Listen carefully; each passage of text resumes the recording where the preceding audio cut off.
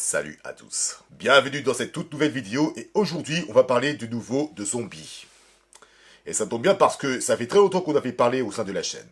Et ça concerne une série coréenne sortie sur Netflix et basée sur un webtoon sud-coréen également qui s'appelle All of Us Are Dead. Alors, je sais qu'on n'a pas beaucoup parlé de production sud-coréenne. La dernière que j'ai faite étant Peninsula, qui est absolument abominable. Rien à voir avec le premier film, encore une fois. Un peu plus loin, on avait un peu parlé de Parasite. Et c'est tout. Après, les productions sud-coréennes ne m'intéressent pas trop de base. Et pourtant, on n'arrête pas d'en dire du bien. Ah oui, et j'ai failli oublier Squid Game. Oui, celle-là, c'est vraiment une bonne série. Même si on dit qu'elle est surcotée, mais bon, moi perso, j'ai vraiment kiffé dans l'ensemble. Bref, All of Us Are Dead est une série sud-coréenne composée de 10 épisodes qui durent en moyenne 1 heure, ce qui est super long, mais bon, on va y revenir. Et pourtant, de manière globale, j'ai plutôt aimé cette série. Alors, sans dire que c'est l'une des meilleures productions sud-coréennes, loin de là, mais voilà, il y a des choses qui parlent beaucoup à la société actuelle, quelque chose qui me parle un peu personnellement. Et au-delà de voir une énième production de film de zombies, ou de série de zombies en l'occurrence, puisque c'est une série qu'on parle, il faut plutôt voir cette série comme une critique de la société, ce qui est absolument bien réussi de ce côté-là. Alors l'histoire, pour vous la faire courte, se passe de manière assez classique. C'est-à-dire que le déroulement de l'histoire se passe dans un lycée, là où il y a la première pandémie, dont une étudiante qui s'est fait mordre par une souris de laboratoire. Et un peu plus tard, elle deviendra un zombie. Enfin bon, elle n'est pas vraiment un zombie, mais plutôt une infectée. Mais bon, n'empêche, elle n'est plus humaine. Elle a fini par mordre une personne, et cette même personne est devenue elle-même une infectée. Et voilà, ainsi s'ensuit une épidémie de zombies. Voilà. Oups, j'ai encore dit zombie, mais en fait c'était infecté. Mais bon, c'est pas grave, on va faire comme... Mais bref, afin de survivre l'épidémie, un groupe d'élèves se rassemble et vont tenter de s'échapper de cette même épidémie. Et de notre côté, cette épidémie s'est propagée dans toute la ville. Bref, dans toute la ville de Yosan, je pense que c'est comme ça que s'appelle cette ville, c'est la merde. Attends, on va juste baisser un petit peu le cadrage. Bon, alors comme je vous l'ai dit, j'ai trouvé cette série plutôt pas mal. Franchement, il y a vraiment de bonnes idées de mise en scène. Mais avant de vous parler de tout ça, il y a quand même un gros défaut auquel j'aimerais pointer du doigt. Et ça se voit dès la première fois où vous cliquez sur Play. Évidemment, c'est une série de 10 épisodes, ce qui n'est pas vraiment un problème. Mais le vrai problème, c'est sa longueur. Alors je sais pas, j'ai quand même ressenti un dilemme. C'est-à-dire que les résultats a donné que j'ai eu l'impression que cette série... aurait soit dû durer 8 épisodes, et donc oui, 1 heure ça aurait été tenable, tellement il y a des intrigues parfois inutiles, comme par exemple le youtubeur qui cherche à gagner des vues, et soit la série aurait dû avoir 10 épisodes, mais un peu plus court, genre une trentaine ou une quarantaine de minutes. J'ai trouvé ça super long, il y a des scènes qui traînent en longueur, il y a certains personnages dont on se demande à quoi ils servent. Alors pour revenir sur le youtubeur, ou plutôt le Instagrammeur, je crois que c'est comme ça que ça s'appelle. Ok, d'accord, c'est pour dénoncer un fait de société, c'est-à-dire que n'importe quel crétin qui veut faire une vidéo veut risquer sa vie au point de se faire mordre par un zombie en live pour faire des vues. Ce qui est complètement con, et en plus, si tu meurs en faisant des vues, bah à quoi bon? Mais bon, je dois quand même admettre que c'est une bonne idée, mais voilà, ça traîne trop longueur, et puis bon, c'est juste du filler, quoi. Il y a également des intrigues qui ne servent à rien, je pense par exemple aux pompiers. Ça, ils auraient pu l'écourter un petit peu, je trouve. On sait qu'il va devoir quitter son lieu d'intervention pour pouvoir sauver sa fille, qui, elle, est au lycée. L'une des héroïnes de la série, je pense qu'elle s'appelle Onjo. Et voilà, le pompier, c'est un personnage que j'apprécie de manière globale. Mais voilà, certaines séquences le concernant... je trouve qu'ils auraient dû un peu l'écourter. Et voilà, sans compter qu'il a pris certaines décisions...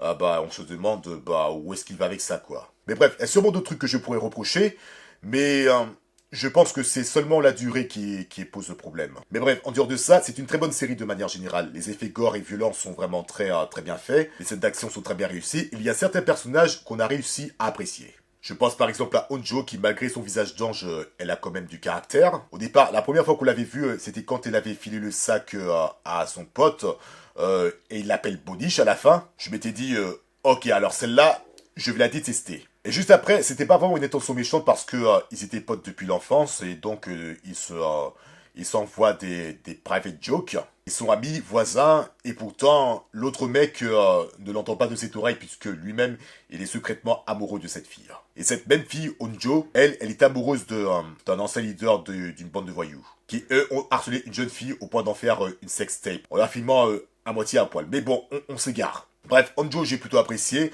Soo-young, le leader dont je vous ai parlé tout à l'heure, je l'ai bien aimé aussi. Je Je trouve qu'il a du charisme, il a bien les épaules pour être un leader. Et Namra, la déléguée, très renfermée sur elle-même, elle m'a vraiment beaucoup marqué. Je trouve que l'actrice joue très bien. Je sais pas pour vous, mais j'ai quand même un petit faible pour les personnages assez réservés et qui pourtant, au fur et à mesure, s'ouvrent un petit peu par rapport aux autres. Malgré que ce soit un personnage introverti, renfermé sur lui-même, parce que, attention, c'est quand même deux choses différentes. C'est le seul personnage qui, je trouve, a réussi à se démarquer par rapport aux autres, parce qu'il a une certaine personnalité qui, au premier abord, a l'air d'être effacée. Et pourtant, le moment où elle cause, le moment où elle intervient, elle est vraiment plaisante à suivre. Et en plus, c'est une érudite. Et voilà, je pense qu'on a fait le tour. Ah oui, j'ai oublié le flic. Franchement, je l'ai beaucoup aimé. Même si, encore une fois, certaines séquences le concernant, ça aurait pu être écourté, puisqu'à un moment, il va se confronter avec le youtubeur dont je vous ai parlé tout à l'heure. Et pourtant, j'aime beaucoup ce gars. Je sais pas pourquoi, c'est peut-être son sens de la justice.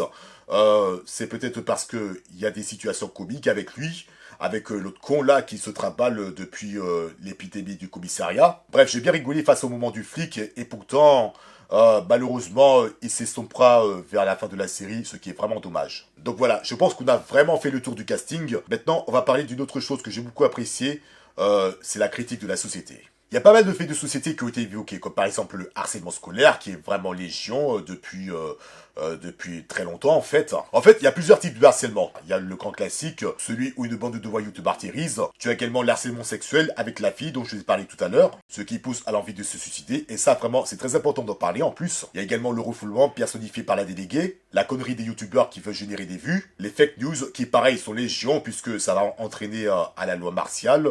Je pourrais pas vous l'expliquer ici. Et un truc que j'ai trouvé intéressant, c'est que à un moment, il y aura une scène entre le pompier et une députée. Enfin, je dis pompier, mais en fait, c'est le chef d'équipe d'urgence. C'est comment il y a une conversation entre eux, et j'ai trouvé intéressant comment le pompier considère cette députée non pas comme une personnalité politique, mais seulement un être humain dont il est impératif d'assurer la sécurité. Parce que c'est ça qui est bien aussi, parce que tu as beau être président de la République, tu restes quand même un humain qu'il faut protéger, quoi. Tu es traité comme les autres, c'est-à-dire qu'au moment où tu es placé dans une zone de sécurité, tu es placé sous quarantaine, tout comme les autres. Et voilà, tous les traitements de faveur, hormis un lit plus douillet par rapport aux autres, bah, tu es considéré comme une personne normale. Bref, on s'en bat de ton statut politique. Pour l'armée, tu es une personne comme les autres. Enfin, presque comme les autres puisque c'est une députée. Mais voilà, je pourrais pas trop vous en dire davantage. Bref, je pense que c'est tout ce que j'ai à dire au sujet de cette série. Donc, encore une fois, c'est un classique du genre. Donc, le côté zombie, bon, même si on apprécie les scènes gore, les scènes d'action, il faut quand même pas oublier les faits de société. Ça, c'est très important. Et encore plus quand on parle d'harcèlement scolaire, ça, c'est vraiment très important de souligner. Des personnages très sympathiques à suivre, d'autres personnages plus plaisants à suivre. Et d'autres, bah, c'est carrément des salopios, quoi. Il faut dire les choses franchement. Il y a des vacheries, dont une en particulier, qui se sont fait entre les élèves. Je vais pas vous dire lesquelles, sinon ce serait vous spoiler. Mais voilà, je trouve que ça a été vraiment imaginatif. Je pense que c'était vraiment bien mis en scène. Et voilà, je n'ai rien d'autre à dire que All of Us Are Dead. Je trouve que c'est réussi dans l'ensemble, même si, bon, niveau longueur, on va repasser. Voilà mes amis, cette critique est à présent terminée, donc j'espère que ça vous a plu. Si jamais c'est le cas, abonnez-vous, likez, partagez, dites-moi ce que vous en pensez dans les commentaires. Suivez-moi également sur Instagram, et on se retrouve très vite pour une nouvelle vidéo, et d'ici là, portez-vous bien. Ciao.